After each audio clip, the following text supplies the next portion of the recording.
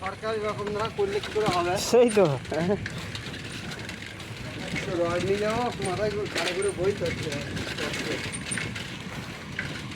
সব pipe line করার কি দরকার বলতো? রাস্তাগুলো ভালো ছিল, সব